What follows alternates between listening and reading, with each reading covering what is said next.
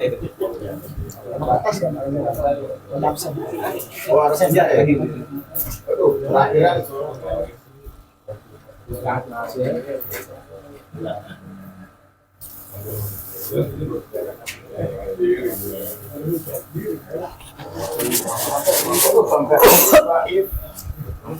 Iki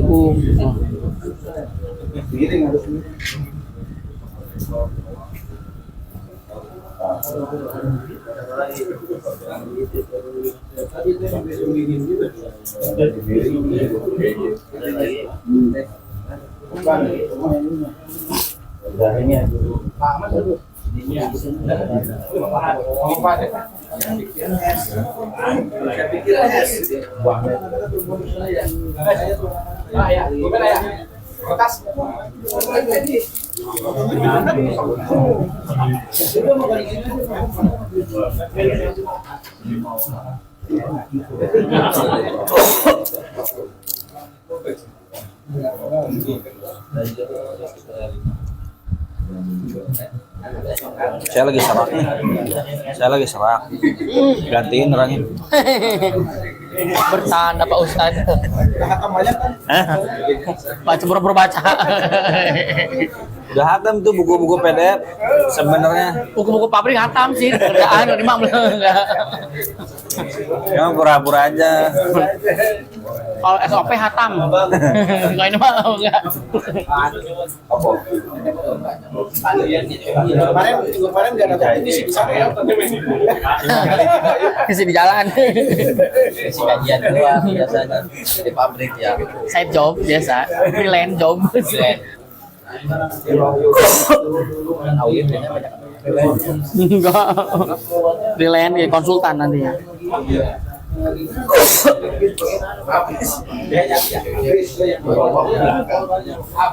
Wah, berbuat jahe.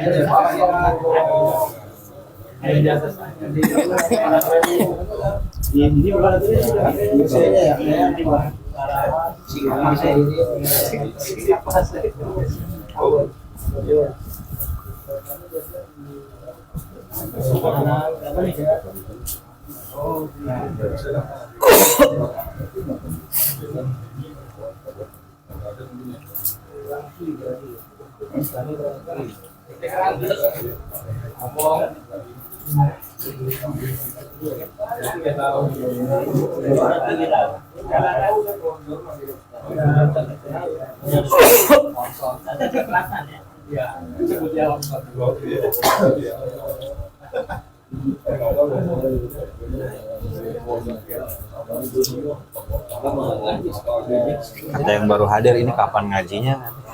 Iya. Makan terus dari tadi. Masih tenangin lagi dari awal berarti kalau gitu. Makan mulut.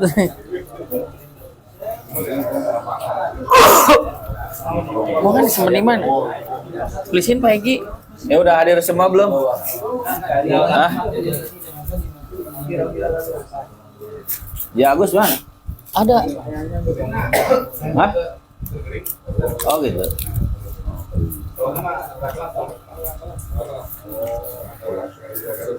Oh no berarti Pak. Oh ya. Mulai ya. Ayo yang makan aja ya. Ini mah pengajian yang makan dulu, Pak. Makan dulu prosedurnya. Ada SOP-nya. SOP-nya makan dulu. Iya. Kalau makannya belakangan pada ini mulu gitu. Buru-buru, pada pengen buru-buru. Hah? Ayo makan dulu sini mah ngajinya.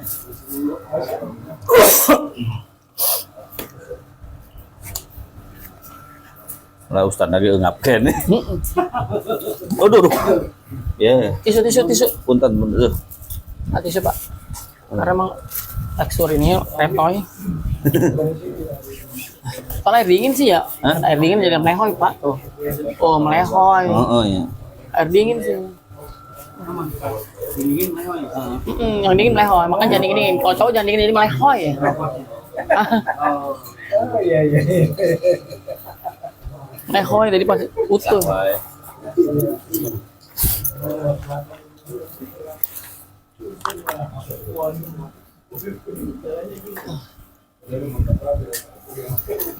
Pasti sampah kan? Sama juga. Sini aja Pak Ustadz sampahnya. Oh ya.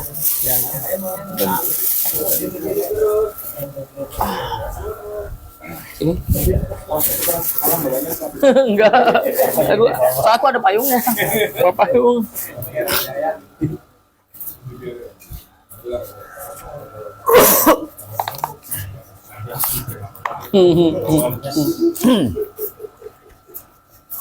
Lo ya.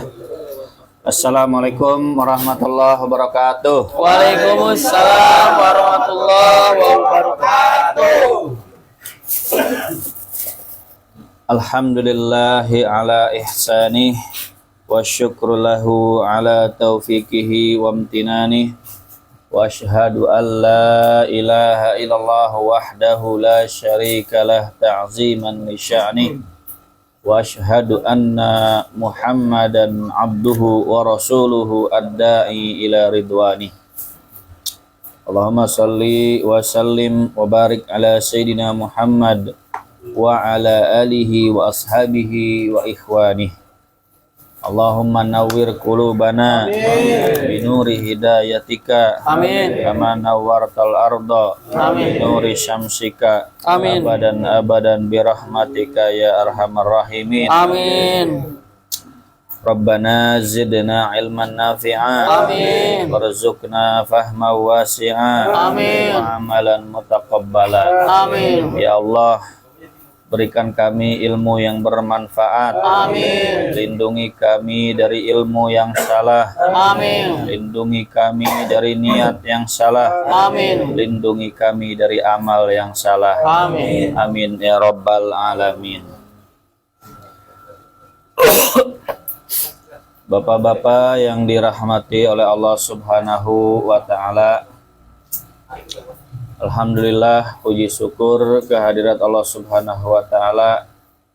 Di malam hari ini kita bisa berkumpul dalam rangka acara rutinan, yaitu kuliah fikih. Alhamdulillah, berkat rahmat, taufik dan hidayah serta sehat, nikmat walafiat dari Allah Subhanahu wa taala, kita bisa berkumpul kembali. Tema pengajian pada malam hari ini yaitu atas permintaan Sohibul Bait, temanya yaitu fikih umroh. Berhubung Sohibul Bait ini mau umroh, jadi sekalian mengadakan pengajian kuliah fikih, sekalian syukuran umroh. Kita doakan mudah-mudahan Sohibul Bait menjadi haji umroh yang mabrur. Amin. Di perjalanannya lancar. Amin. Selamat. Amin. Urusannya dimudahkan. Amin. Pulang kembali sehat walafiat. Amin. Rezekinya melimpah. Amin. Hidupnya bahagia. Amin. Dunia dan akhirat. Amin. Amin ya rabbal alamin.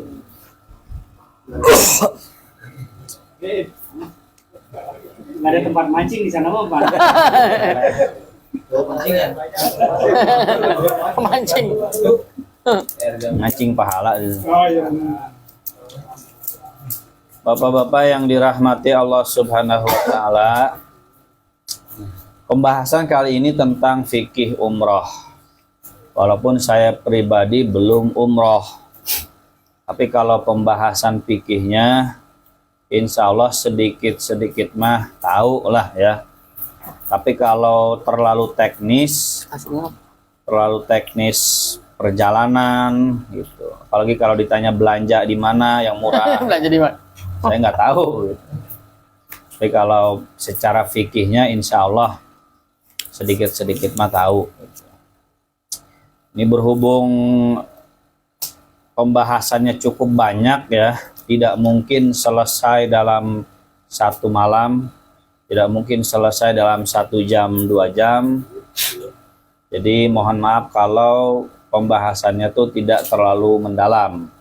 Kalau mau mendalam ya butuh 4 sampai 5 kali pertemuan. Yang pertama kita akan bahas tentang pengertian umroh. Nah, untuk membaca ya, untuk menghemat suara saya, itu sudah kita siapkan jubir ya. Jubirnya untuk menghemat suara saya.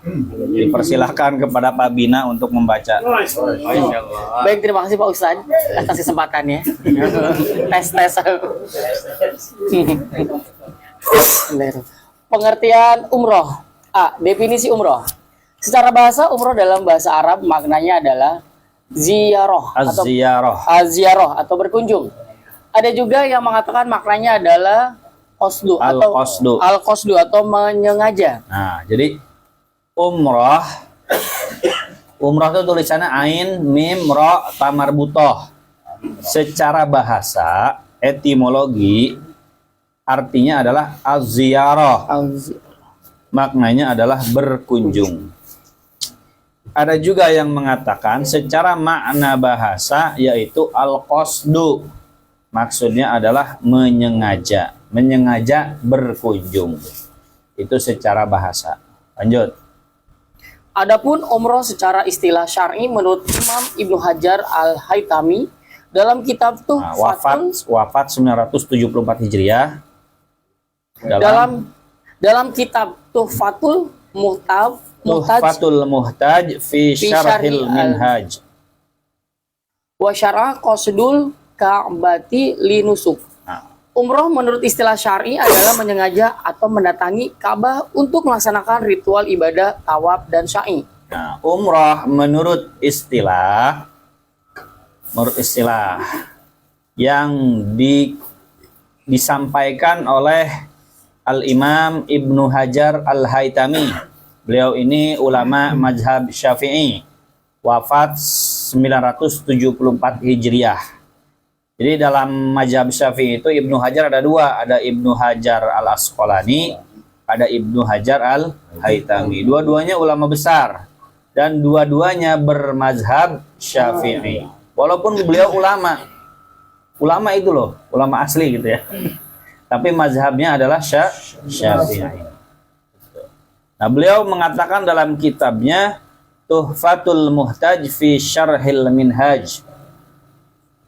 Beliau mengatakan bahwa umrah itu secara syar'an, secara syariat, qasdul Ka'bah lin nusuki, yaitu menyengaja mendatangi Ka'bah untuk melaksanakan ritual ibadah. Apa ritual ibadahnya? Tawaf dan sa'i.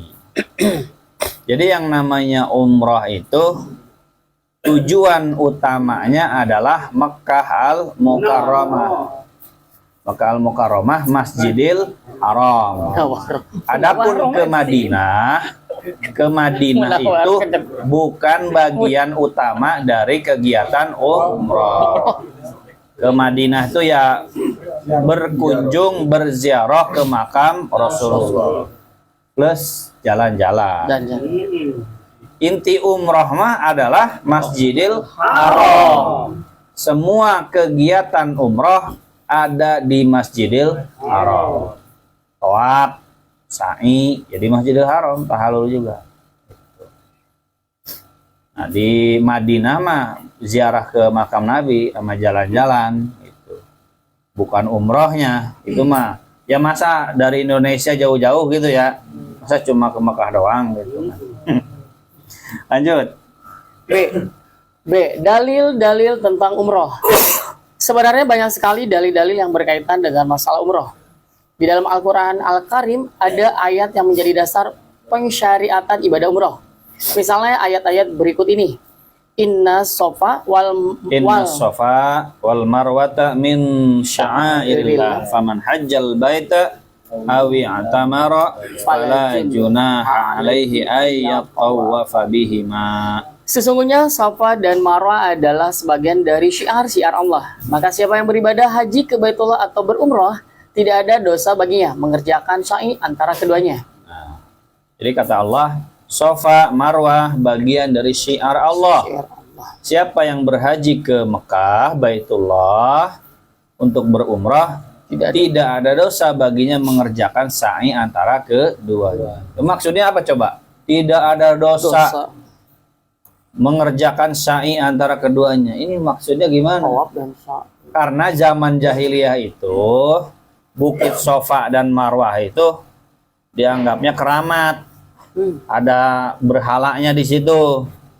Nah, orang-orang tuh ketika Islam datang, Rasulullah Fathu Mekah merubah tata cara haji. Dulu kan di Ka'bah ada 360 berhala ya. Di dalam. 360 berhala. Tawaf juga dulu telanjang sambil tepuk-tepuk sambil siul-siul. Sa'i dulu juga ada berhalanya di Safa dan Marwah tuh zaman dulu. Nah, ketika Islam datang, Nabi Muhammad membebaskan Fathu Mekah, ada ketakutan dari sebagian sahabat yang iman itu masih lemah, takut untuk sa'i antara Safa dan Marwah. Takut kualat nih sama berhala ini. Nah, makanya ditegaskan sama Quran, nggak ada dosa, tenang aja, nggak usah takut. Intinya begitu. Ini kita harus tahu ceritanya dulu, gimana ceritanya ini. Ayat kok bilang nggak ada dosa, emangnya dosa sa'i antara Safa dan Marwah? Nah, cerita awalnya begitu. Lanjut. Wa atimul hajj hajja wal umrata lillah. Dan sempurnakanlah ibadah haji dan umroh karena Allah. Sedangkan hadis-hadis yang terkait dengan Pak Nur hadis, coba Pak Nur baca hadisnya.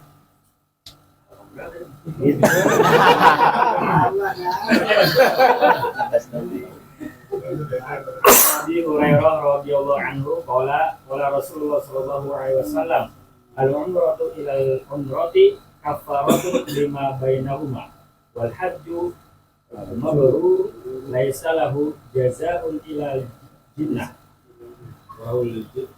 Ya, terus. Dari Abu Hurairah radhiyallahu anhu berkata, Rasulullah Shallallahu alaihi wasallam bersabda, dari satu umroh ke umroh yang lainnya menjadi penghapus dosa di antara keduanya, dan haji yang mabrur tidak ada balasan baginya kecuali surga. Nah, kata Nabi, dari satu umroh ke umroh lainnya menjadi penghapus dosa. Jadi ini hadis tuh bisa diambil kesimpulan umroh berkali-kali dalam satu hari itu boleh. Umroh berkali-kali. Karena kan umroh itu durasinya tuh cuma 4 jam. Yang utamanya ya, itu tawaf 7 kali sama sa'i sama tahallul itu paling 4 jam. Gitu.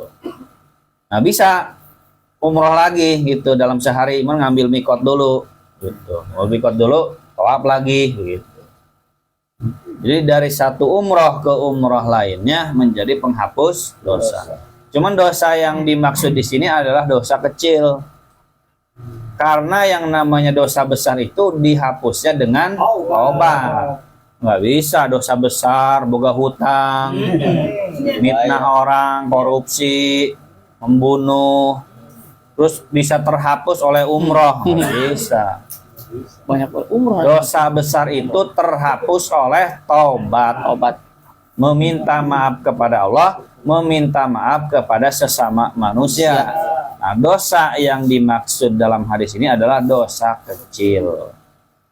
Jadi kayak fadilah puasa Arafah, misalkan fadilah puasa menghapus dosa setahun yang lalu, setahun kemudian, itu tuh maksudnya dosa apa?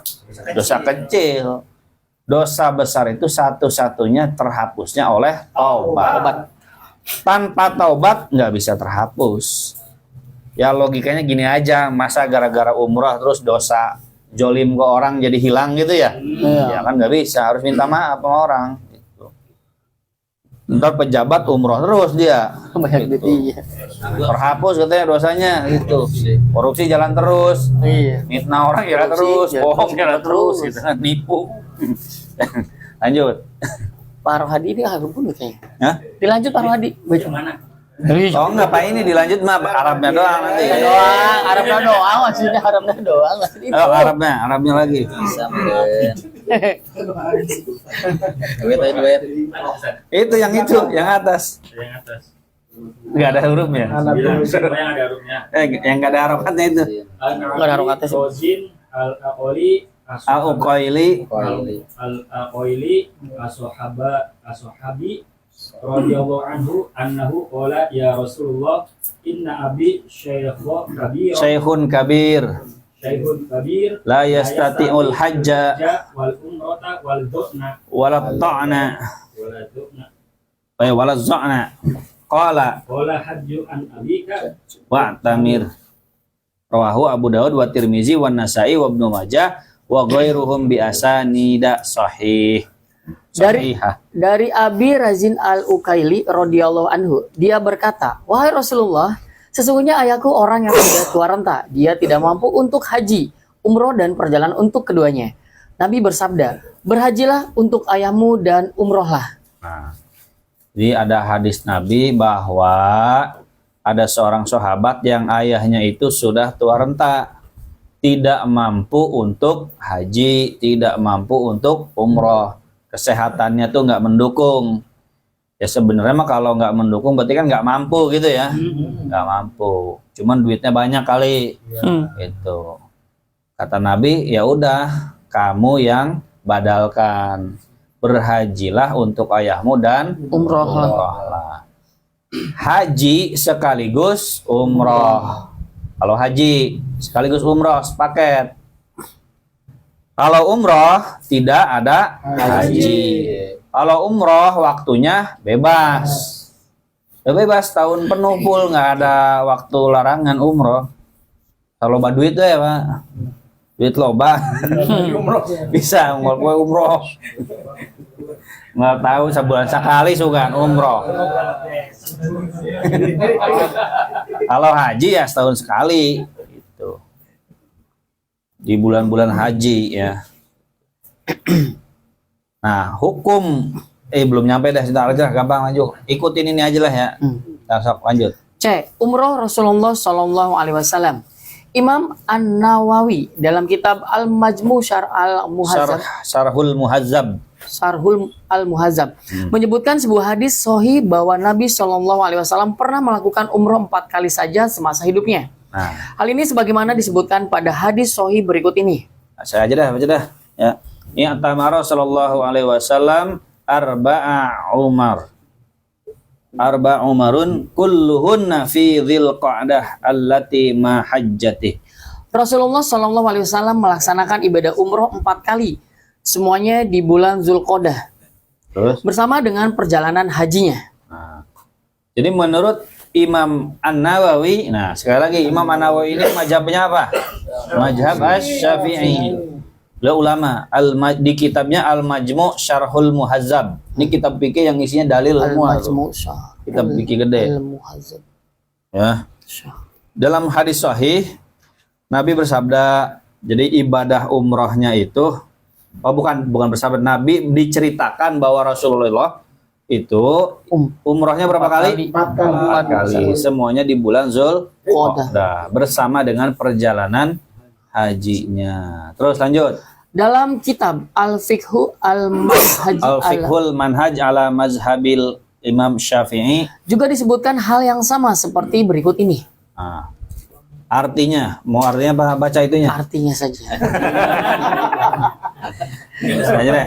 Wa tamara arba'u umratin fi dzil qa'dati wa umratul hudaybiyati wa umratun ma hajjatihi wa umratul ji'ranati idza qassama ghanimah Hunain. Rawahu Tirmizi wa qala hasan sahih, rawahul Bukhari wa Muslim. Rasulullah Shallallahu Alaihi Wasallam melaksanakan ibadah umroh 4 kali pada bulan Zulqa'dah. Umroh Al-Hudaybiyah, umroh bersamaan dengan haji beliau, dan umroh Al-Ju'ronah ketika membagi ghanimah perang Hunain. Terus qala al-Imam Nawawi rahimahullah fi syarhihi li Muslim, kanat ihdahunna fi dzil qa'dati amul Hudaybiyah sanatun sittun minal hijrati wasaddu fiha fatahallalu wa hasibat lahum umrah wa thaniyatu fi dzil qa'dati wa hiya sanatu sab'in wa hiya umratul qada wa thalithatu fi dzil qa'dati sanatu thamanin wa hiya amul fathi warabi'atu ma hajjatihi. Kemudian Imam An-Nawawi mengatakan dalam kitab Syarah Muslim, pertama umroh Nabi Shallallahu Alaihi Wasallam pada bulan Zulqa'dah tahun Hudaybiyah tahun 6 Hijriah. Kedua umroh pada bulan Zulqa'dah tahun 7 Hijriah sebagai umroh kodo. Umroh qada. Ketiga umroh pada bulan Zulqa'dah tahun 8 Hijriah ketika Fatu Mekah, dan keempat umroh ketika haji beliau Shallallahu Alaihi Wasallam. Nah, jadi Nabi itu hajinya berapa kali, Pak? 4. Satu yang umroh 4. Umrohnya Nabi itu 4 kali, hajinya cuma Satu kali. Masih banyakan Haji Muhyiddin ya? Haji Muhyiddin. Hajinya 2 kali dia. Haji Muhi.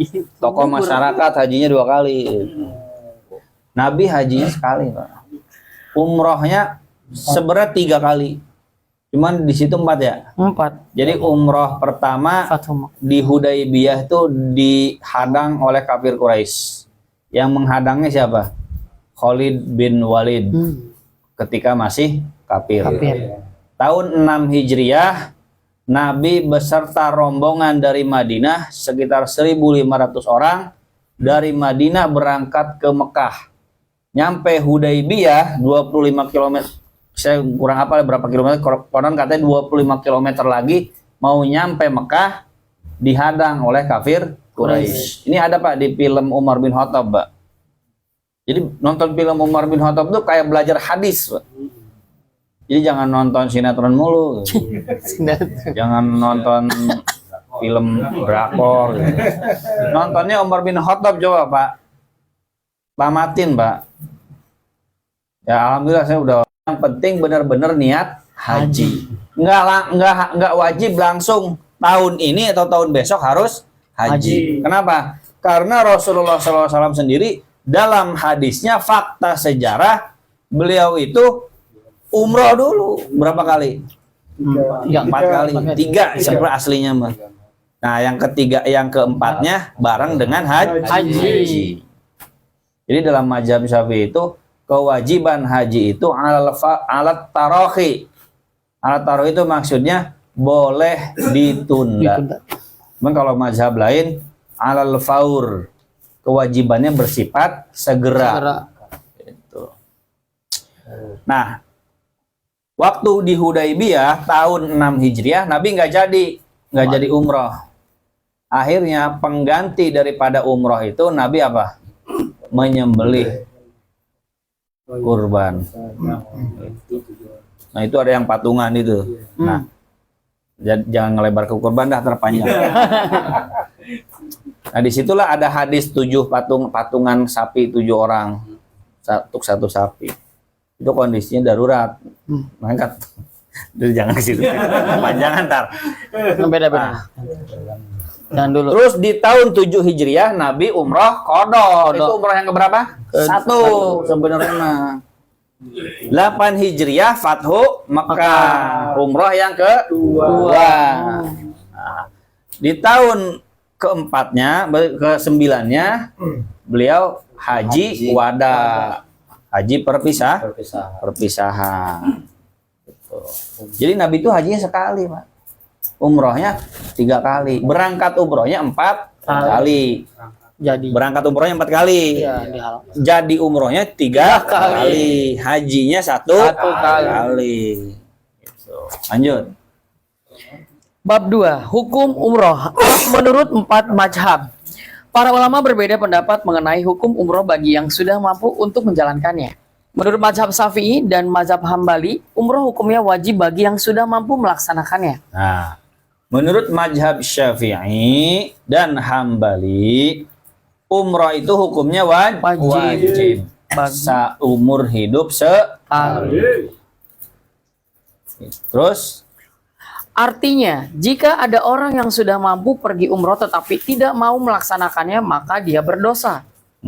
Adapun menurut mazhab Hanafi dan mazhab Maliki, umroh hukumnya sunnah saja bagi yang sudah mampu melaksanakannya. Nah, menurut mazhab Hanafi dan Maliki, umroh itu hukumnya sunnah.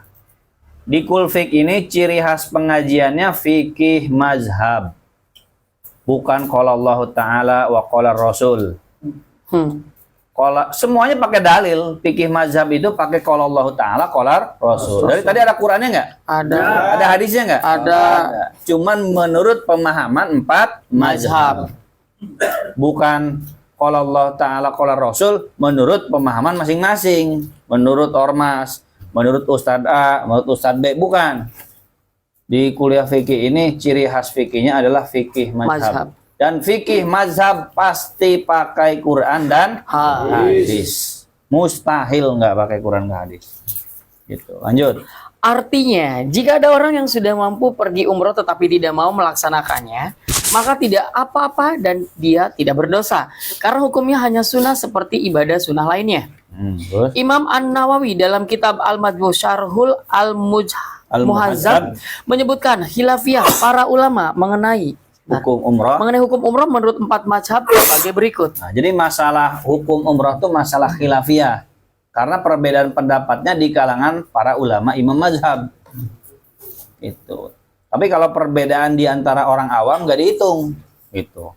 Bapak ini berpendapat A, bapak itu berpendapat B. Dihitung nggak tuh? Enggak. Gitu. Siapa lo? Gitu. Ustadz A berpendapat A, Ustadz B berpendapat C. Beda-beda setiap ustadz tuh. Nggak dihitung pendapat mereka tuh. Karena bukan ulama. Gitu. Disebut khilafiyah, disebut perbedaan pendapat kalau yang berbeda pendapatnya adalah para ulama. Para ulama, bukan ustadz. Ustadz itu kalau ngutip ulama. Gitu. Ya, misalkan gini, mazhab kan ada 4. Nah, misalkan Imam Syafi'i berbeda pendapat, nah baru dihitung. Nah, kalau kita yang beda pendapat, yang nggak dihitung, siapa lu gitu kan?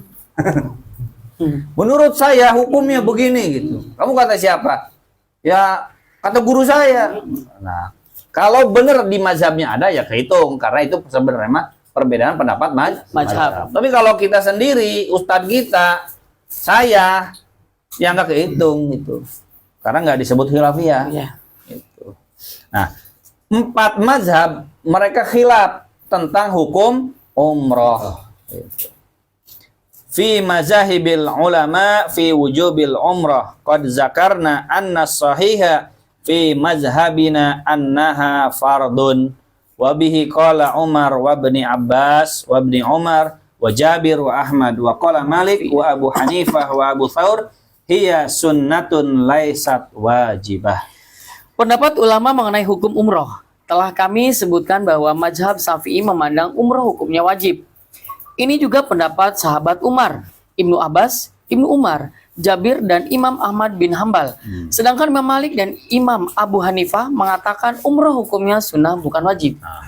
Beda pendapat. Semuanya masing-masing punya dalil. Cuman beda dalam memahami dalil. Dalilnya sama, cuman beda dalam memahaminya. Karena memang hadis Quran tuh ada yang sifatnya multitafsir. Yang ini menafsirkannya A, yang ini sudut pandangnya B. Akhirnya beda lah kesimpulan hukumnya. Dan itu yang berpendapat tuh hanya ulama. Yang berhak berpendapat soal agama hanya ulama. Ustadz itu hanya ngutip, wajib ngutip. Kalau ustadz berpendapat sendiri nggak boleh karena dia bukan mujtahid. Ini penting nih, cara berpikir seperti ini nih. Jangan dikira ustadz itu berpendapat menurut dia, bukan. Ustadz itu berpendapat wajib mengutip ulama. Kenapa wajib mengutip ulama? Karena yang berhak memahami Quran dan Sunnah hanyalah mujtahid. Mujtahid itu siapa? Orang ulama yang betul-betul paham Quran, paham Sunnah, paham usul fikih, paham tafsir, paham bahasa Arab, paham nahwu syaraf, paham ilmu Quran dan lain sebagainya. Pak Bina apal berapa hadis? Inna amalu biniyah.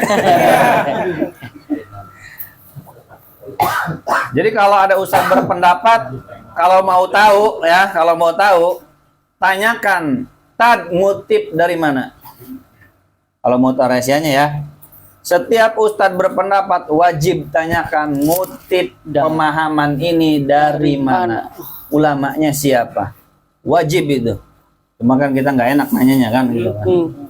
Tapi kalau sesama ustadz bisa nanya, antum ngutip pendapat ini hukumnya wajib, makruh, mubah dari mana? Jangan jawab qala Allah Ta'ala, qala Rasul. Itu kata siapa pemahaman itu? Gitu. Lanjut. Umroh wajib sekali seumur hidup. Setiap orang yang tinggal di Indonesia tentu sangat mendambakan bisa pergi umroh bolak-balik tiap tahun atau tiap bulan bahkan tiap minggu. Namun umroh yang wajib dikerjakan sebenarnya hanya sekali saja dalam seumur hidup. Selebihnya jika ingin umroh lagi maka hukumnya hanya sunnah saja. Nah, jadi umroh yang pertama ini kita nih kan mazhab Syafi'i umumnya. Berarti umroh wajib itu yang pertama. Nah, yang keduanya umroh sunnah. Lanjut terus. Dalam hal ini Imam An-Nawawi dalam kitab Al-Majmu' Syarhul Al-Muhazzab menyebutkan bahwa La yajibu 'alal mukallafil mustati'i fi jami'i umrihi illa hajjatun wahidatun wa umratun wahidah. tidak wajib bagi seseorang mukallaf yang mampu dalam seumur hidupnya kecuali hanya haji 1 kali dan umroh 1 kali saja. Nah, jadi kalau sudah haji ya berarti udah masuk umrohnya. Ya. Tapi kalau sudah umroh ya belum haji, kewajiban hajinya belum gugur. Umroh dulu apa haji dulu? Tergantung duit. Gini, kalau duitnya cuma 1, utamakan haji dulu. Kalau duitnya cuma 1, utamakan haji dulu. Itu. Tapi lama, ya walaupun lama kan sudah dicatat niatnya kan? Ya. Innamal amalu binniyat. Udah dicatat niat kita. Walaupun kita mati belum haji, insya Allah tercatat di sisi Allah sebagai haji pahalanya. Jadi nggak usah takut mati gitu. Ya nggak apa-apa, niat aja azam, saya daftar haji gitu. Duitnya kan cuma 1 buat haji doang. Ya udah daftar haji, nggak usah takut berapa puluh tahun kemudian. Ya nggak masalah. Yang penting makan niat di sisi Allahnya. Iya. Kan kita ibadah buat siapa? Ya buat Allah. Yang penting mah udah dicatat di sisi Allah, kita mau haji. Gitu. Kesampaian enggak ya itu tergantung takdir Allah. Utamakan haji dulu. Cuman kalau misalkan kayaknya nanti saya umroh dulu, nanti juga duit haji ada lagi, ya boleh kayak gitu. Umroh dulu. Gitu. Jadi umroh dulu boleh, haji dulu juga boleh. Cuman lebih bagus haji dulu. Kalau duitnya 1 pas-pasan. Ya kalau duitnya banyak lah ya orang kaya mah bebas ya. Bebas. Bebas gitu.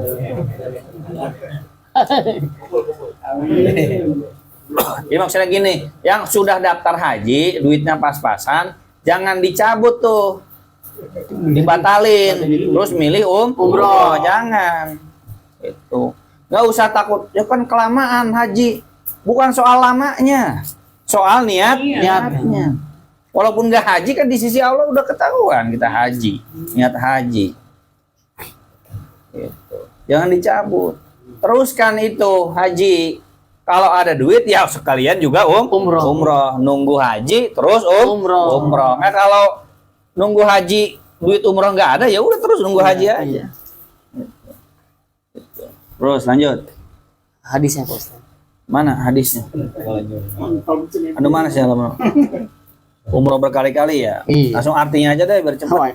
Adapun hukum masalah ini Imam Syafi'i dan para ashab mengatakan bahwa semua tahun itu adalah waktu untuk melakukan umroh. Maka boleh ihram di setiap tahun dan tidak makruh hukumnya walaupun di bulan-bulan haji. Dan juga tidak makruh melakukan umroh 2 kali atau 3 kali dalam setahun atau juga dalam 1 hari. Bahkan dianjurkan melakukan umroh berkali-kali menurut pendapat kami mazhab Syafi'i tanpa ada khilafiyah. Jadi memang umrah berkali-kali dalam 1 hari, dalam 1 tahun berkali-kali itu menurut mazhab lain makruh. Kalau mazhab Syafi'i mah dalam sehari boleh umrah berkali-kali kalau sanggup. Ini bayangannya orang Mekah di sana, orang Mekah itu habis umroh lagi sehari 2 kali gitu. Dalam sebulan 4 kali itu nggak makruh, nggak masalah. Cuman dalam mazhab lain memang makruh. Dalam rentang setahun umroh 2 kali itu makruh menurut mazhab lain. Mazhab selain Syafi'i itu. Ya kalau kita mah bukan makruh sih, nggak ada duitnya juga gitu. Iya. Tapi dalam mazhab Syafi'i mah ya semakin sering umroh semakin bagus gitu. Lanjut. Hukum umroh untuk orang lain. Ada kasus beberapa orang ingin pergi melakukan umroh, tapi umroh yang dia lakukan bukan untuk dirinya, akan tetapi umroh tersebut untuk orang tuanya atau keluarganya. Apakah boleh hal semacam ini? Menurut mazhab Syafi'i, hukumnya boleh jika memang yang melakukan umroh tersebut sudah pernah pergi umroh. Namun jika orang tersebut belum pernah umroh sama sekali, tiba-tiba mengatasnamakan umrohnya untuk orang tuanya, maka hal ini tidak boleh atau tidak sah umrohnya untuk orang lain. Nah, boleh badalin umroh dengan syarat yang membadalkan sudah pernah umroh. Itu. Ya. Kan nikah itu boleh diwakilkan, Pak, bukan cuma wali nikah doang yang boleh diwakilkan, pengantin laki-lakinya juga boleh mewakilkan. Mewakilkan masuk. Boleh. Iya masih. Serius ini. Diwakilkan Kan yang sering diwakilkan tuh wali nikah ya. Lah pengantin laki-lakinya juga boleh diwakilkan, akadnya diwakilkan, bukan itunya. Akadnya. Iya. Itunya masa diwakilkan. Diwakilkan itu. Boleh. Misalkan nih, Boleh Pak Bojan. ini misalkan Mau pengantin diwakilkan? laki-lakinya di Mesir, pengantin perempuannya di Arab Saudi, misalkan. Nah, pengantin laki-laki mewakilkan ke yang di Indonesia, ke walinya, ke bapaknya, gitu. Nah, si perempuan yang di Saudi ini sama-sama mahasiswa ceritanya, mewakilkan ke bapaknya juga yang di Indonesia. Nah, udah dua-duanya akad tuh, wakil dengan wakil. Gitu. Ya, cuma kan ngewakili sama yang udah nikah gitu kan. Iya. Nah, kalau ngewakilin sama teman, sama buat gua aja katanya. Iya. Boleh. Maksudnya apalagi perempuannya cakep juga kan. Udah lah, gak usah diwakilin katanya. Saya aja. Nah, umroh juga begitu, Pak, kira-kira maksudnya. Ya, mau ngebadalin umroh, ya dia udah umroh belum? Kalau dia sudah umroh, boleh ngebadalin orang lain. Nah, kalau dianya belum, gimana mau ngebadalin umroh? Dianya aja belum umroh. Lanjut. Dalam hal ini Imam An-Nawawi dalam kitab Al-Majmu' Syarhul Al-Muhazzab menyebutkan bahwa Imam Syafi'i dan para ashab mengatakan tidak boleh bagi orang yang belum pernah haji atau umroh kemudian mengatasnamakan haji dan umrohnya untuk orang lain. Jika tetap dilakukan maka haji dan umrohnya tidak sah untuk orang lain, namun sah sebagai haji dan umroh dirinya sendiri. Nah, malah haji buat dirinya kalau dia orang yang ngebadalinnya belum umroh. Terus Hukum menunda umroh. nah, ngebadalin haji itu, Pak, yang gampang mah sama mahasiswa di sana aja. Mahasiswa yang kuliah di Saudi. Telepon. Bisa nggak ngebadalin umroh buat saudara saya, bapak saya? Kan udah di Saudi kan dia, nggak perlu tiket pesawat kan? Enggak. Nah, katanya lebih murah dibanding orang dari sini kita tunjuk gitu. Iya. Begitu. Cuman teknisnya bagaimana saya belum tahu ya gitu ya.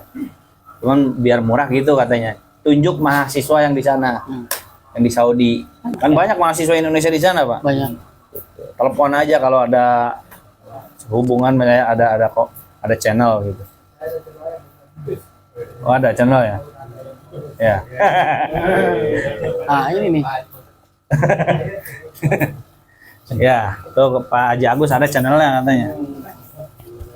Lanjut, terus Bagi orang yang sudah mampu untuk melakukan umroh dari segi biaya dan kemampuan fisik namun dia tidak kunjung pergi umroh juga, bagaimana hukumnya? Apakah dia berdosa?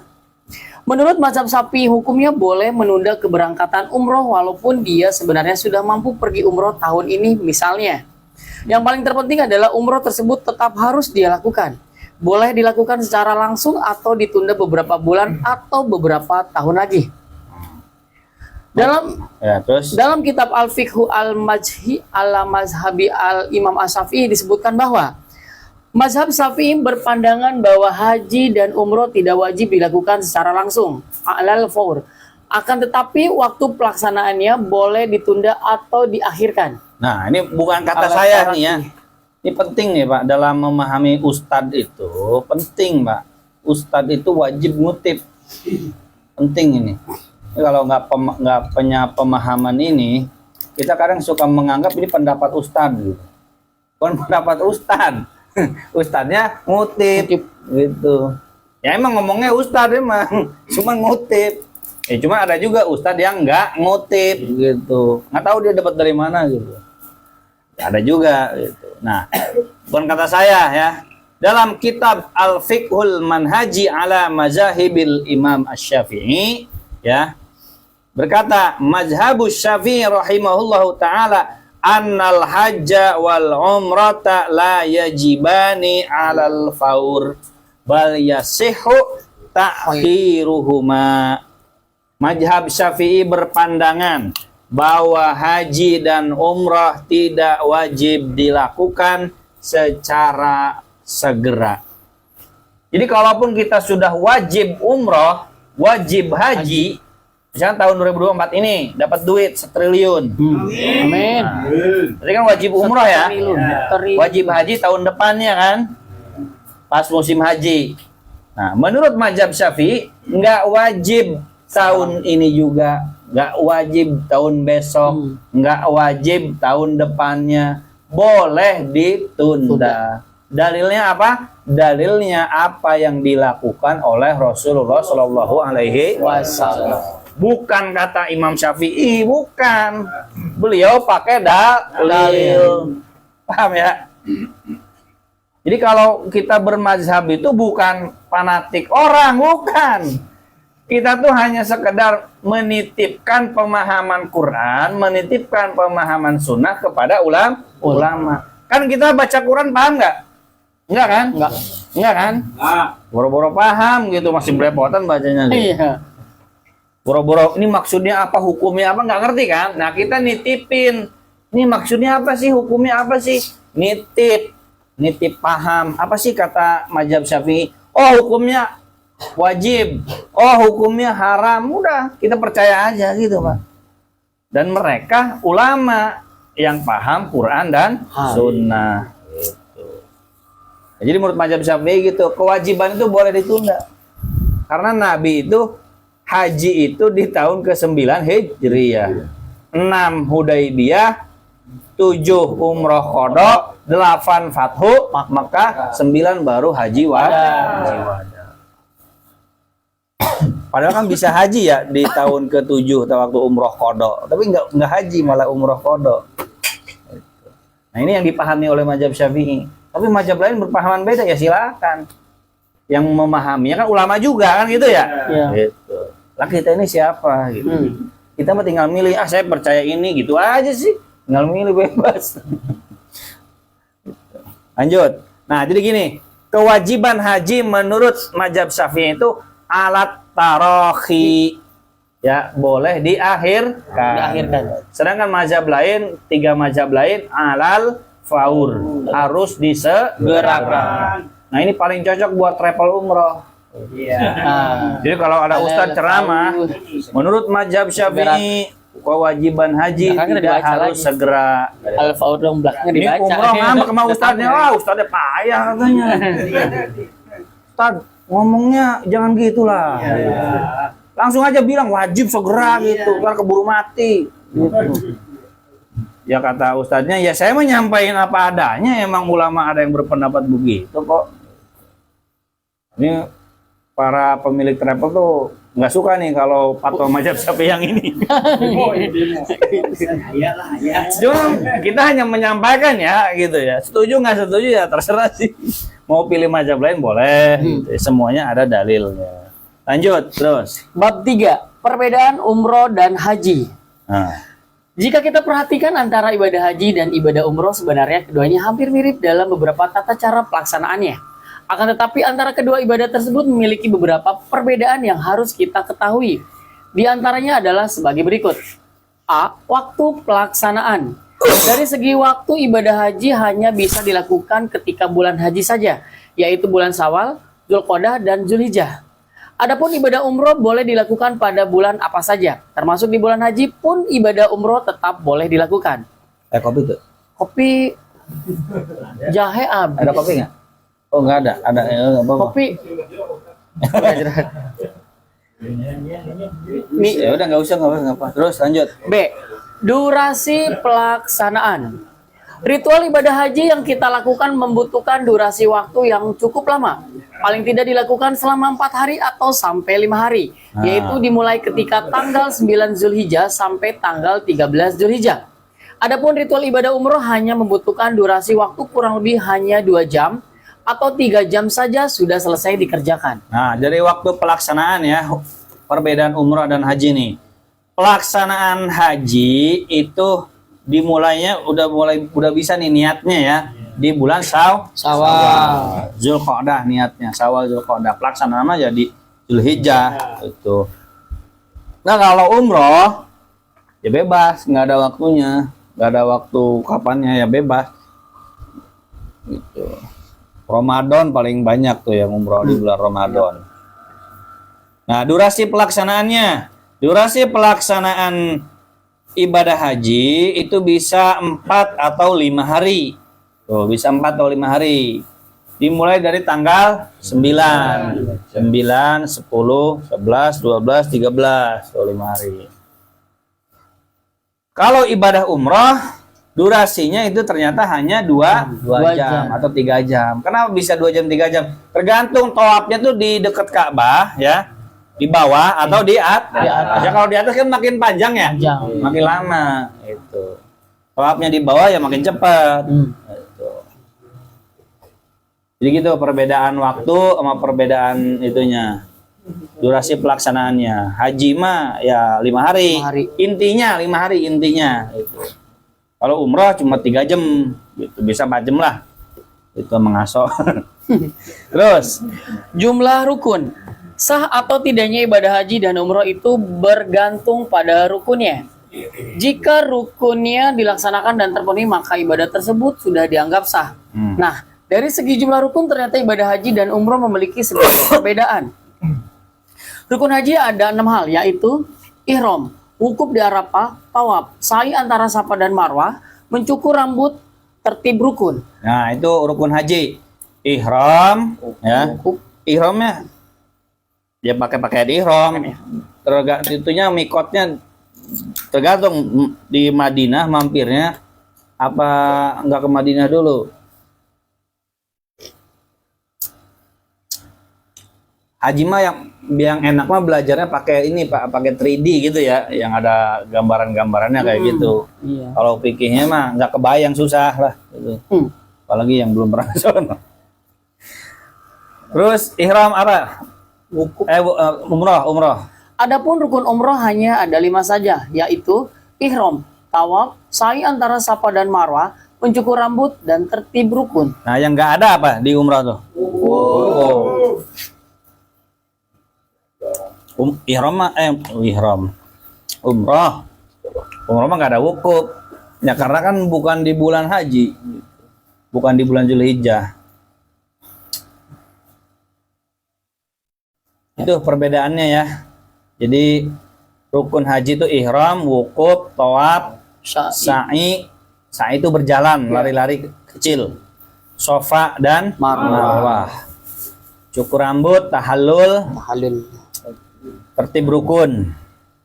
Nah, umroh, ihram, tawaf, sa'i, sofa, marwah, cukur rambut, tertib rukun. Ihram itu kan kayak takbir. Kalau sholat mulai takbiratul ihram haram ya? Bener nggak?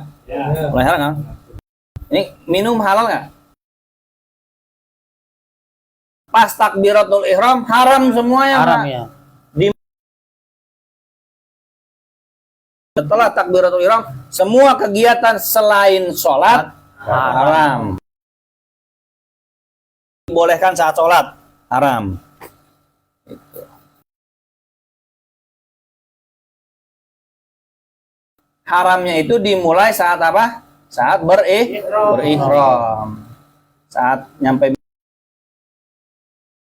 biasanya umroh mikotnya di mana, Padan? Berarti ke Madinah dulu ya? Ke Madinah dulu. Ya, kalau itu Madinah dulu ya.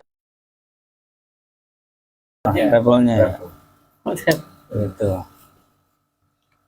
Insya Allah saya umroh bulan depan. Amin. Duitnya belum ada. Insya Allah ya. Berarti minggu depan libur dulu gajinya.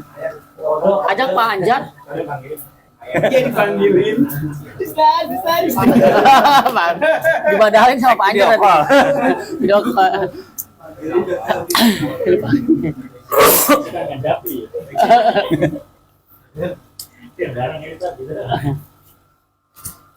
Terus lanjut. Bab 4, keutamaan umroh. Ada beberapa keutamaan yang kita raih ketika kita menjalankan ibadah umroh. Keutamaan tersebut banyak disebutkan dalam beberapa hadis yang sahih. Di antara keutamaan ibadah umroh tersebut adalah sebagai berikut. A. Menghapus. Menghapus dosa. Nah. Orang yang menjalankan ibadah umroh, maka insya Allah dosa-dosanya diampuni oleh Allah Subhanahu wa Ta'ala. Nah, langsung B. Doanya mustajab. Langsung B aja, singkat. B. Doanya mustajab. Di antara keutamaan yang Rasulullah SAW janjikan untuk mereka yang mengerjakan ibadah umroh adalah jika berdoa maka doanya mustajab atau dikabulkan, dan jika meminta ampunan akan diberikan ampunan oleh Allah Subhanahu wa Ta'ala. Nah, mustajab nih doanya orang yang umroh. Saya minta didoain biar umroh sama haji ya, Pak Anjar ya. Amin. Doain Pak Anjar. Semuanya Pak Anjar, jangan Pak Ustadz doang.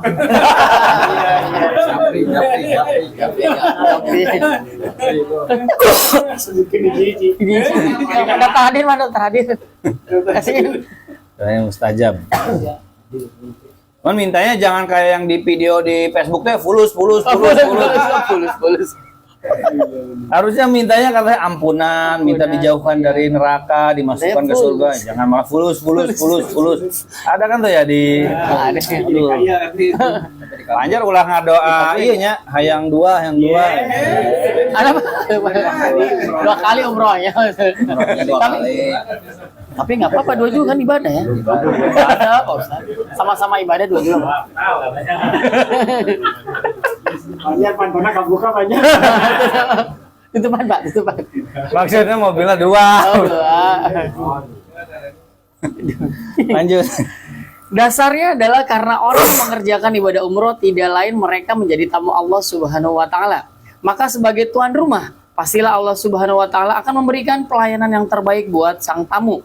Dan pemberian yang terbaik adalah berupa dikabulkannya doa serta diterimanya ampunan. Nah, Lanjut lanjut ya. aja. Ke yang C. Umroh Ramadan. Bukan, yang ini tuh. Mana? Ada 3 doa yang mustajab. Mana nih? Mana halaman 22. Oh ini. Ada 3 doa yang mustajab dan tidak ada keraguan lagi mengenai hal itu. Yaitu doanya orang yang terzolimi, doanya orang yang dalam perjalanan atau musafir, dan doanya orang tua untuk anaknya. Nah, ada 3 orang yang doanya mustajab menurut hadis riwayat Tirmizi, menurut Rasulullah nih. 1 doanya orang yang terzolimi. Jadi hati-hati Pak, kalau menjolimi orang. Nah, orang yang dizolimi itu kalau berdoa doanya mustajab. Hati-hati ya. Terus doa orang yang dalam perjalanan. Kenapa coba? Musafir itu doanya mustajab. Karena musafir zaman dulu itu menderita, Pak. Sekarang mah Menderita. Musafir zaman dulu tuh. Bahkan safar itu menurut ulama disebutnya qit'atun minal azab. Sepotong daripada siksaan. Jadi orang safar itu zaman Nabi itu disebutnya qit'atun minal azab. Mendapatkan sepotong daripada azab. Kenapa? Karena ketika orang jadi musafir, dia kan berjalan di padang pasir, kelaparan, haus, panas, tersesat, bisa dibunuh orang, dirampok, jadi budak, betul nggak? Iya. Dicuri hartanya. Jadi zaman dulu tuh musafir itu makanya mustajab. Ya kalau ngebayanginnya zaman sekarang, naik pesawat enak gitu ya. Ini mustajab dari mananya gitu kan? Mungkin kita bisa berpikir ke situ. Di perjalanannya aja enak. Ya tentu safar yang menurut syariat. yaitu 80 kilometer. Jadi menurut fikih itu umumnya, penting ya, umumnya mayoritas ulama mazhab berpendapat yang namanya jaraknya 80 kilometer. Bahkan dalam mazhab Syafi'i 88,9 kilometer. Dalam mazhab Syafi'i. Dalam mazhab meter Hambali 80 kilometer. Jadi kalau ada fikih itu, nah itu pendapat lemah. Macam. Pendapat lemah yang tidak perlu dianggap. Masa iya musafir cuma 6 kilo? Dari sini ke JNE itu Pak, tempat saya kerja, itu 6 kilo Pak. Saya udah jadi musafir gitu Pak. Itu kalau bulan puasa tuh bisa nggak puasa gitu Pak, musafir gitu. Tinggal di kodo aja gitu. Sholat boleh dijama sama kosor gitu. Pantesan di Resinda banyak yang pada makan bulan puasa. Musafir. Itu pikir saparnya pikir sapar 6 kilo gitu. Itu pendapat yang tidak dianggap, pendapat yang kalau dalam pendapat ulama qaul dhaif itu. Ya. Karena mayoritas jumhur ulama yang namanya musafir itu ya orang yang penuh derita, kira-kira begitulah ya, gampangnya. 80 km, 89 km ke atas. 6 kilo gampang banget ke KIC kerja udah musafir semua. Lanjut. Umroh Ramadan berpahala haji. Siapapun di antara kita yang melakukan ibadah umroh khusus pada bulan Ramadan, maka dia seolah-olah mendapatkan pahala ibadah haji bersama Rasulullah SAW. Dalam hal ini Imam An-Nawawi dalam kitab Al-Majmu' Asy-Syarhul Al-Muhazzab menyebutkan sebuah hadis sahih sebagai berikut. Dari sahabat Ibnu Abbas radhiyallahu anhum, sesungguhnya Nabi SAW bersabda, umroh pada bulan Ramadan pahalanya setara dengan haji atau setara dengan haji bersamaku. Nah, jadi kalau yang mau lebih besar pahalanya umrohnya pas bulan Ramadan. Terus lanjut.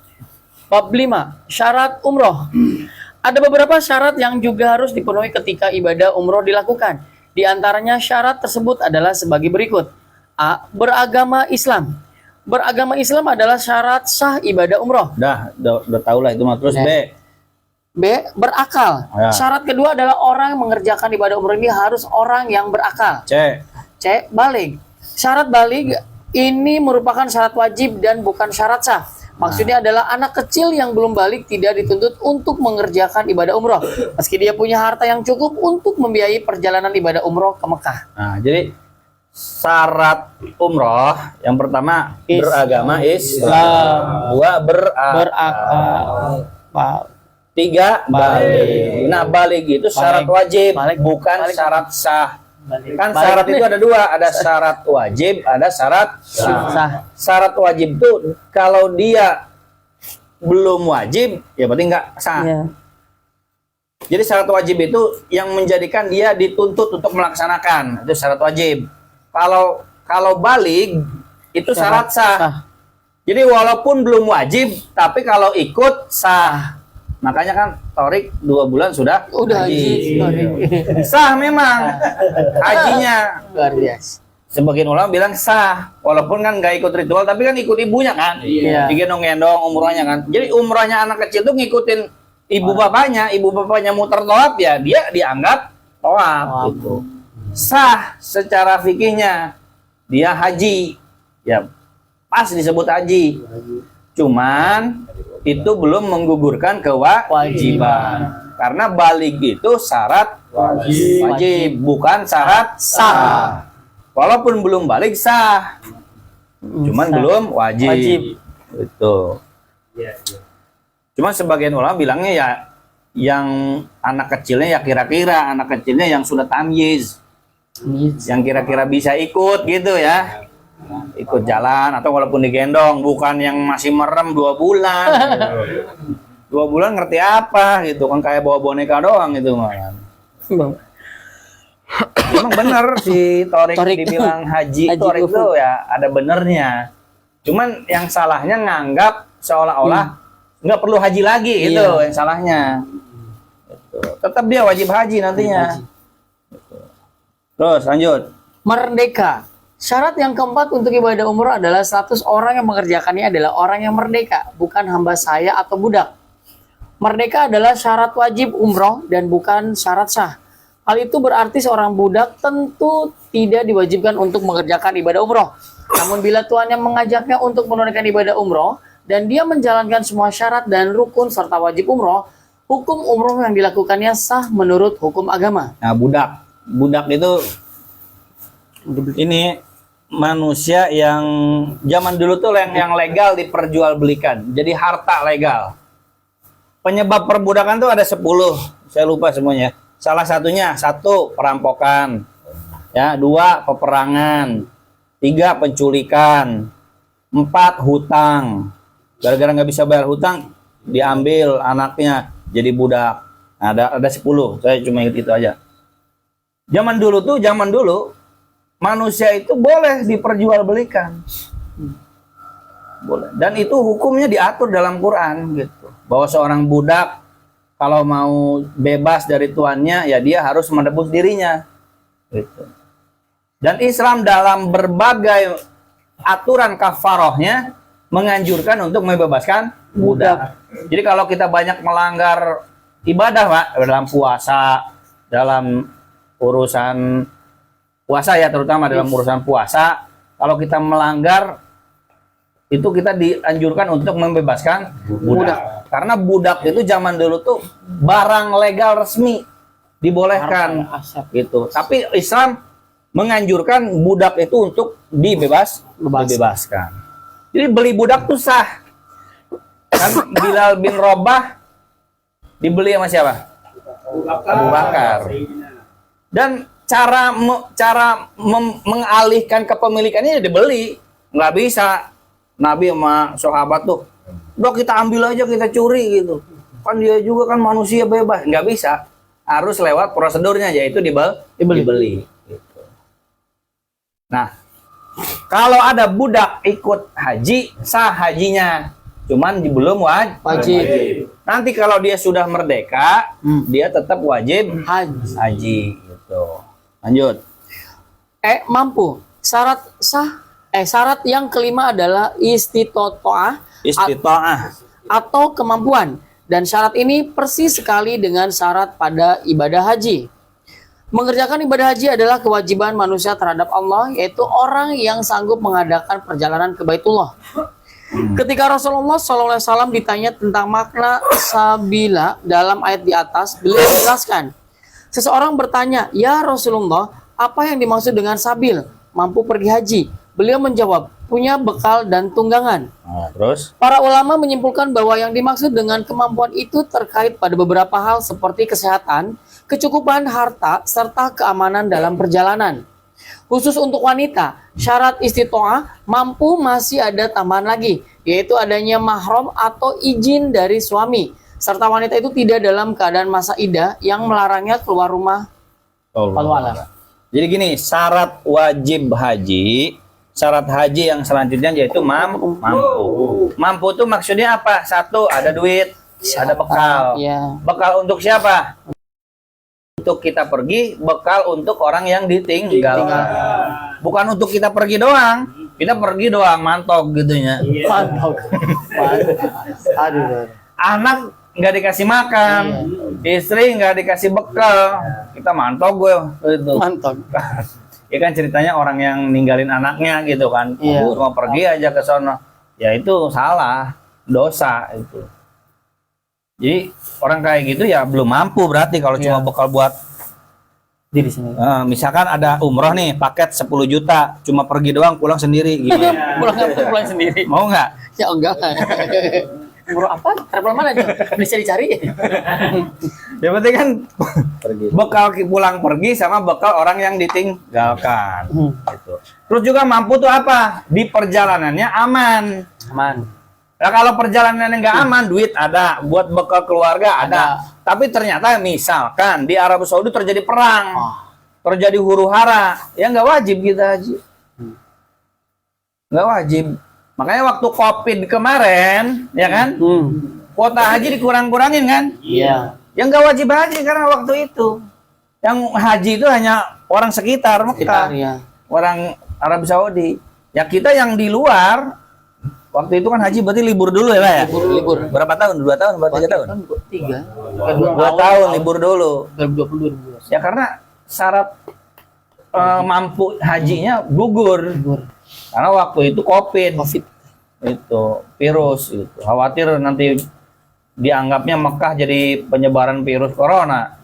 Pusatnya di sana ngumpul orang banyak gitu. Virus ngumpul di situ semua. Kalau pada meninggal gimana? Malu-maluin Islam kan? Ya, akhirnya dibatasi haji. Nah, kita yang udah wajib haji harusnya pergi tahun itu nggak jadi. Ya nggak masalah. Iya. Ditunda juga. Jadi syarat mampu tuh mampu bekal diri sendiri, mampu bekal untuk keluarga, dan di perjalanannya aman.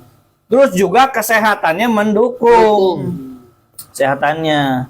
Ya kalau nggak sehat ya nggak wajib haji.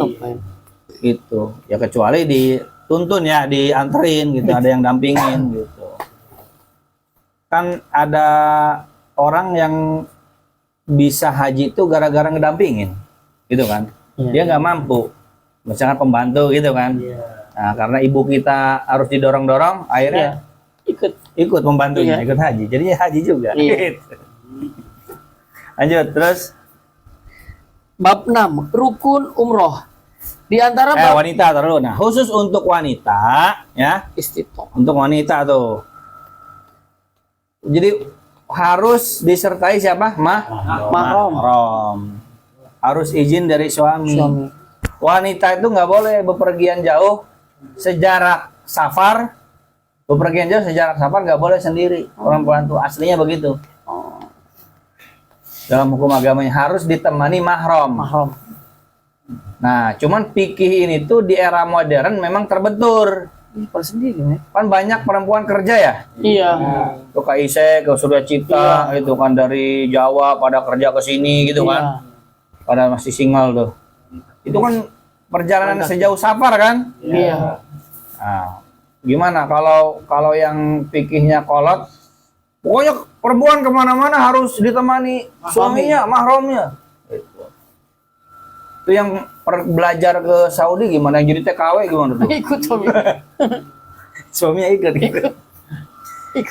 Nah, memang soal pendamping mahram itu ada ulama kontemporer memahaminya yang penting aman sebenarnya mah. Bukan soal harus ditemani mahram terus gitu. Yang penting perjalanannya aman, terbebas dari fitnah. Ya nggak masalah nggak ditemani mahram juga. Apalagi anak sekarang kan udah pada bisa naik motor kan. Anak perempuan kita udah bisa pada naik motor kan. Nah, kalau dia main sama teman-temannya misalnya ke Bandung, itu kan safar tanpa mahram itu. Iya, tanpa mahram. Itu kalau fikihnya rada kolot itu nggak boleh. Nggak boleh. Lanjut. Ya. Dikit lagi ya. Bab 6, rukun umroh. Di antara bab yang tidak kalah penting untuk dipelajari adalah masalah rukun umroh. Sah atau tidaknya umroh yang kita lakukan itu tergantung juga pada rukunnya terpenuhi atau tidak. Dalam kitab Taqrib karya Imam Abu Suja disebutkan sebagai berikut. Rukun umroh ada 4, ihram, tawaf, sa'i, mencukur rambut. Namun para ulama menambahkan satu rukun lagi yang kelima, yaitu tertib rukun. Untuk detail penjelasannya adalah sebagai berikut. Nah, lanjut. Sok sampai rukun aja umroh. Selesain. Ihram dari mikot. Berihram dalam istilah para ulama adalah masuk ke dalam suatu wilayah di mana keharuman itu diberlakukan dalam ritual ibadah umroh. Nah, jadi ihram itu masuk satu wilayah di mana sudah mulai berlaku keharaman saat umroh. Jadi kalau sholat kan pembuka haramnya takbiratul ihram. Kalau ini ihram. Itu dari mikot. Terus di antara larangan-larangan itu misalnya mengadakan akad nikah, berhubungan badan antara suami istri, membunuh hewan, memotong kuku dan rambut, memakai wewangian atau parfum, mengenakan pakaian berjahit buat laki-laki, atau menutup wajah dan kedua tapak tangan bagi wanita dan sebagainya. Nah, larangan-larangannya tuh ya. Ingat itu. Suami istri ya, bagi suami istri jima, bunuh hewan. Bunuh hewan nggak boleh di sana. Kecuali hewannya mengganggu ya. Hewan pawasik. Hewannya ular, kalajengking ya. Anjing galak itu yang itu boleh dibunuh, yang hamsun minal pawasik. Tidak boleh memotong kuku rambut, mau kayak wangi-wangian, parfum, nggak boleh pakai pakaian berjahit buat laki-laki. Nah, perempuan nggak boleh menutup wajah, nggak boleh pakai masker, nggak boleh pakai cadar. Perempuan waktu ihram tuh nggak boleh. Itu kalau dipakai kena denda, terus kena dam, terus kedua telapak tangan. Nah, jadi telapak tangannya harus dibuka, wajahnya juga harus dibuka. Nggak boleh ada yang nutupi wajah, pakai masker juga nggak boleh perempuan. Cuman nanti ada khilafnya gimana kalau yang nggak nempel wajah gini, yang gini gitu tuh. Ya, gampang lah, jadi panjang itu mah ya. Ini aja dulu yang inti-intinya aja. Terus. Maka selama merangkaian ibadah umroh berlangsung sejak dari mengambil mikot hingga selesai mengerjakan ibadah sa'i, setiap jemaah haji harus selalu dalam keadaan berihram. Ketentuannya bila salah satu dari larangan berihram itu dilanggar, maka ada denda-denda tertentu seperti kewajiban menyembelih hewan kambing. Nah, dendanya tuh bebas. Pertama, boleh menyembelih hewan kambing. 2, bersedekah senilai 3 kali zakat fitrah. Terus yang ketiga itu saya lupa apa ya. Puasa ya. Puasa 3 hari ya. Terus lanjut. B. Tawaf. Rukun yang kedua dalam ibadah umroh adalah melakukan tawaf. Tawaf adalah gerakan mengelilingi Ka'bah 7 kali, putaran yang dimulai dari Hajar Aswad dan diakhiri di Hajar Aswad juga, dengan menjadikan Ka'bah di arah kiri kita. Nah, Ka'bah di arah kiri, Pak. Jadi ini Ya. pundak kiri kita, nah Ka'bah kiri. Dan harus miring, jangan ngadep Ka'bah gitu. Justru tawafnya batal. Kalau tawaf menghadap Ka'bah. Jadi tawaf tuh harus miring. Jadi ini harus diposisikan menghadap Ka'bah ini. Bukan badan kita begitu. Cuma sholat. Batal tuh maksudnya berarti tawafnya mundur lagi tuh, yang pas ngadep gitu. Mundur lagi gitu, harus dimiringin lagi gitu. Jadi saya nyimak Bu Yahya katanya nggak boleh ngadep Ka'bah, harus miring terus gitu. Terus lanjut. Nah, putarannya juga putaran melawan jarum jam ya gitu ya. Kalau jarum jam begini ya, gini gitu. Nah, ini gini tuh. Terus lanjut. Pada 3 putaran pertama dianjurkan untuk berlari-lari kecil. Adapun putaran selanjutnya hingga akhir cukup berjalan seperti biasa saja. Wah. C. Sa'i. Secara istilah fikih. Nah, tawaf tuh harus dalam keadaan suci ya. Harus dalam keadaan berwudu. Nah, kalau batal ya wudu. Bukan tayamum. Orang ada aja ngaco tayamum pakai pundak orang gitu, ada yang nanya. Sambil lari-lari. Oh, iya. Pundak orang. Kata Bu katanya begitu, katanya. Kok orang air melimpah kok di Masjidil Haram, malah dia nggak mau ribet kali ya sambil jalan. Ya mau gimana lagi, emang harus suci gitu kan. Bawa ini Air. Nah, cuma kalau waktu di Mekah waktu di Tawaf itu kita beralih dari mazhab Syafi'i yang batal kulit menyentuh perempuan kan batal ya mazhab Syafi'i. Kita beralih ke mazhab selain Syafi'i. Jadi walaupun kesentuh kulit sama perempuan lain nggak batal. sengaja Noel gitu. Ya, Iya. boleh sengaja. Itu mah Pak Sabri nih sengaja beda. Sengaja ya pasti ya. Sengaja. Dikira bini tapi bukan. Hei. Ketahuan lagi. Lanjut. Sa'i. Secara istilah fikih, ritual sa'i didefinisikan oleh para ulama sebagai berikut. Menempuh jarak yang terbentang antara Safa dan Marwah sebanyak 7 kali pulang pergi setelah melaksanakan ibadah tawaf dalam rangka manasik haji atau umroh. Nah, jadi sa'i dari Safa ke Marwah. Safa ke Marwah sekali berarti. Marwah ke Safa. Jadi Safa ke Marwah sekali. Terus dari Marwah ke Safa 2 kali. Nah, berakhirnya di Marwah ya? Nah, berakhir di Marwah sampai 7 kali gitu. Nah, mau latihan sa'i pagi-pagi lari-lari aja, Pak. Mau umroh besok katanya. Terus lanjut. Bila seseorang belum menjalankan ke-7 putaran bolak-balik itu, maka sa'i itu tidak sah. Dan bila dia telah meninggalkan tempat sa'i, maka dia harus kembali lagi mengerjakannya dari putaran yang pertama. Dasar dari ibadah sa'i adalah firman Allah Subhanahu wa taala di dalam Quran Al-Karim. Sesungguhnya Safa dan Marwah adalah sebagian dari syiar Allah.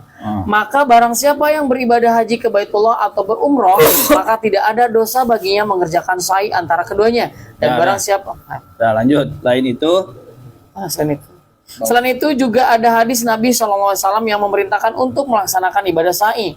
Bahwa Nabi SAW melakukan ibadah sa'i pada ibadah haji beliau antara Safa dan Marwah, dan beliau bersabda, lakukanlah ibadah sa'i karena Allah telah mewajibkannya atas kalian. Nah, sejarah ibadah sa'i tahu kan apa? Apa? Ya, Nabi Ismailnya Siti Hajar. Nah, nyari-nyari air buat Nabi Ismail bayi gitu, nyari-nyari. Antara jadi Safa Marwah tuh dulu mah bukit, Pak. Cuman sama Arab Saudi diperluas Masjidil Haram, bukitnya dipangkas. Jadi udah nggak kelihatan bukit lagi, udah jadi bagian dari masjid. Hah? Nanjak ya. Ini doa ini disunahkan dibaca terus pas sampai sofa. Oh gitu ya. Kalau nyampe baca ini masuk. Iya. Ayat Quran itu. Jadi doa itu. Nah terus. D. Mencukur rambut. Istilah al-haqu wa at-taksir maknanya adalah menggunduli rambut dan memotong sebagian rambut. Umumnya para ulama tidak memandang perbuatan ini sebagai rukun dalam ibadah umroh, kecuali hanya mazhab Syafi'i saja yang mengatakan bahwa mencukur rambut termasuk rukun. Jika mencukur rambut sudah dilakukan, maka semua rangkaian ritual ibadah umroh sudah selesai. Bahkan larangan umroh pun sudah tidak berlaku lagi. Nah, karena kan mencukur itu tahallul kan. Tahallul itu kebalikannya dari ihram. Ihram kan mengharamkan. Tahallul itu menghalalkan. Kan kita kan sholat takbiratul ihram mengharamkan. Salam itu menghalalkan. Habis salam ya selesai, halal. Boleh makan, boleh pergi, boleh salaman, ya boleh semuanya kayak gitu. Nah kalau umroh, ihram terus dihalalkan oleh tahallul, cukur, sunnahnya gundul. Nah, Pak Anjar digundul kan, Tan? Digundul. Insyaallah. Terus Tertib rukun. Tertib rukun maksudnya adalah keempat rukun yang kita sebutkan di atas tadi harus dilakukan secara berurutan. Artinya tidak boleh melakukan rukun tersebut dengan cara dibolak-balik seperti misalnya melakukan sa'i dulu baru tawaf. Hal yang seperti ini tidak diperkenankan, wallahu alam. nah, terus selanjutnya mah ini ya baca sendiri tuh, praktek tata cara Umroh. umroh. Ini teknisnya tuh. Teknisnya baca sendiri aja lah ya. Nggak cukup waktunya nih ya. Terus ada doa zikir umroh tuh. Halaman 39, doa dan zikir umroh. Tuh, doa ketika minum zam-zam. Doa ketika sa'i tuh. Halaman 42. Doa selesai sa'i, ada tuh doa selesai sa'i. Doa ketika cukur rambut, halaman 43. Terus yang ke-9, tempat-tempat ziarah. Mekah, Ka'bah. Terus dah baca sendiri. Jadi gini Pak, belajar kuliah itu di mana-mana nggak ada yang selesai sama ustadznya sama gurunya tuh satu kitab selesai. Nggak ada.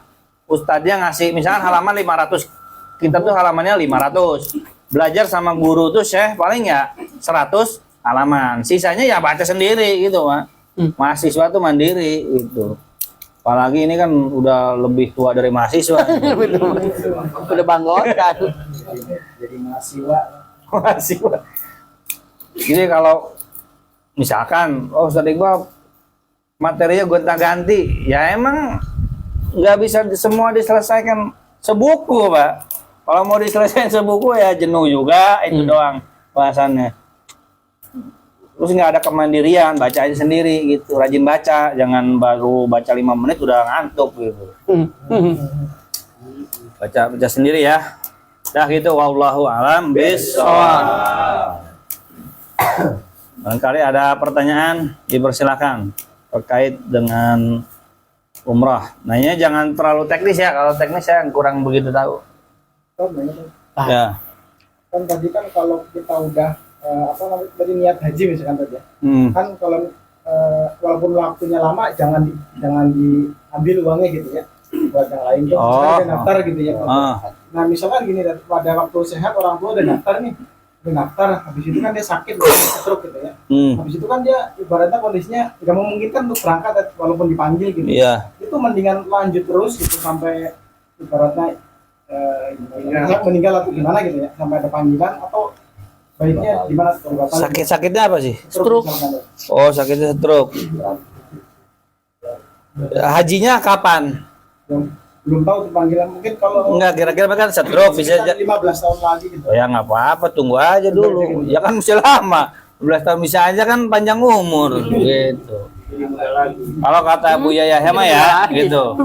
Emangnya mau cepat mati apa katanya? Tenang aja katanya. Husnuzon sama Allah. Iya. Insya Allah panjang umur. Yang penting kita udah niat. Iya. Kecuali ya hajinya tahun depan. Nah. Ini stroke ya. Itu mah boleh lah ya diganti. Gitu. Apalagi meninggal. Ya, kalau 15 tahun lagi mah kelamaan bisa sembuh gitu. Lanjutkan aja. Jadi gini Pak, soal haji itu yang penting mah udah niat. Ya. Niat kita walaupun belum pergi itu sudah dicatat. Keburu meninggal, terus masalahnya di mana?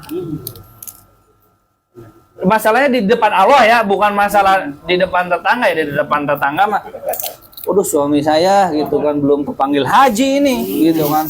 Di surah Yasinnya belum ada haji gelarnya. Oh, sudah sini. Mungkin di depan manusia mah kan belum hebat lah kesebutnya ya. Haji Yasin. Kan kita ibadah haji itu ke siapa kan? Ke Allah kan? Iya. Yang penting mah sudah niat. Enggak haji juga dianggap sudah haji di mata Allah mah. Kan Allah juga Maha tahu. Oh, meninggal duluan. Niatnya sudah ada, sudah dicatat di sisi Allah.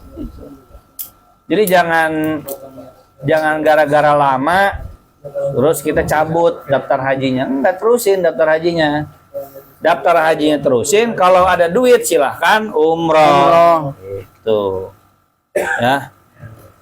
Khawatir kalau daftar hajinya dicabut, kita kan malah umroh doang kan? Iya. Nah, sementara hajinya kita belum melaksanakan, padahal kita pernah wajib haji. Gitu. Jadi umroh dulu boleh, umroh dulu, asalkan nanti berniat untuk haji. Cuman memang kita nggak tahu kondisi setiap orang, barangkali daftar hajinya dicabut, ya, terus dia umroh, terus dia mikir, ntar juga ada duit lagi untuk daftar haji, barangkali begitu. Atau dia barangkali ntar juga ada duit mau haji puroda gitu ya. Haji plus bisa aja kan. Gitu. Dan mengumpulkan uang untuk pergi haji itu nggak wajib ya. Nggak wajib. Nggak wajib itu bukan berarti jangan salah paham nih. Nggak wajib kita ngumpulin duit untuk pergi haji. Nggak wajib. Cuma kalau mau ngumpulin itu lebih bagus, lebih baik. Maksudnya mampunya haji itu ya ada duit seketika. Yang disebut orang dituntut mampu haji kalau ada duit seketika. Ada duit atau punya harta yang bisa dijual. Bukan duit mulu ya. Duit nggak ada, duit cash. Tapi sawah di mana-mana. Mobil Alphard ada 10. Bila ada banyak, duit cash sedikit. Ya berarti wajib haji. Itu. Nah kalau kayak kita, kalau kayak saya deh. Ya. Uang belum ada, aset nggak ada. Buat untuk pergi haji ya. Gitu. Ya nggak wajib. Iya. Ya niat pasti.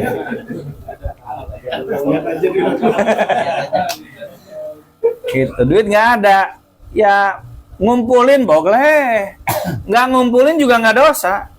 Gitu. Jadi jangan dipahaminya, oh harus ngumpulin. Kamu coba kalau nabung dari dulu, coba kalau nggak ngerokok dari dulu. Kamu ngerokok udah berapa puluh tahun? 20 tahun, coba bayangkan ya. Ngerokok sebungkus berapa? 30.000. Sehari berapa bungkus? 2. Berapa tuh? 60 ya.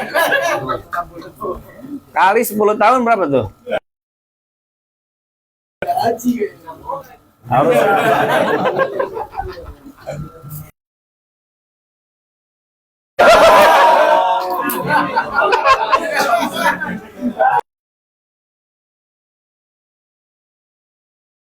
Ustadz nggak ngarepnya belum umroh gitu ya?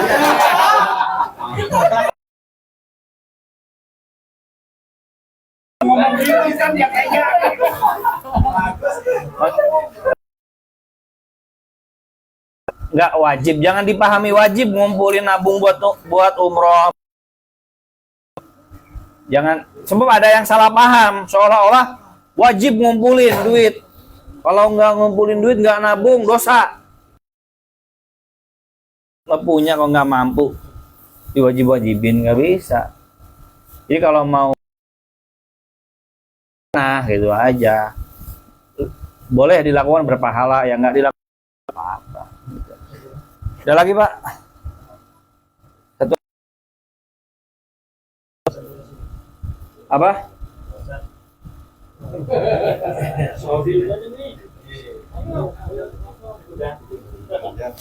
Nggak ada. Apa mau nanya? Oh cukup. Kan saya mau nanya.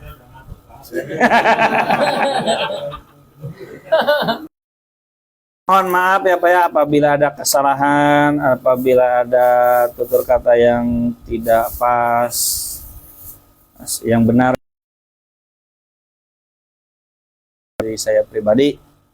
Adanallah wa iyyakum ajmain. Wassalamualaikum warahmatullahi wabarakatuh. Waalaikumsalam warahmatullahi wabarakatuh.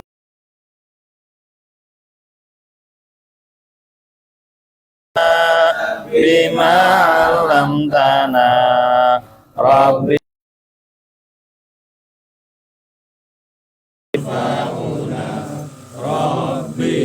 fakina wa fakina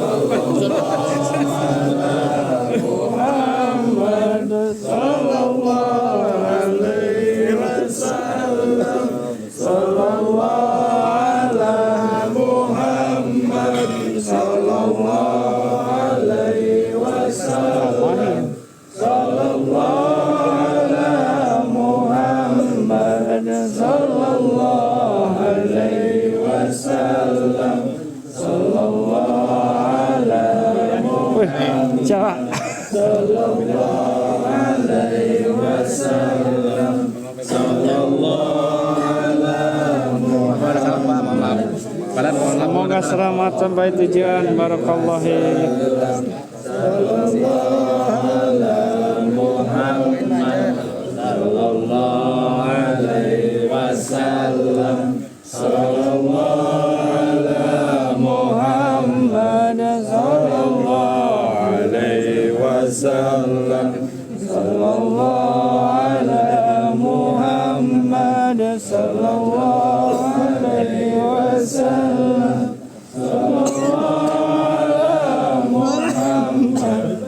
sallallahu alaihi wasallam. Sallallahu ala Muhammad sallallahu alaihi wasallam. Ya Rabbi salli wa sallim. Allahumma salli wa sallim wa barik alaihi. Tenun. Tenun panjang.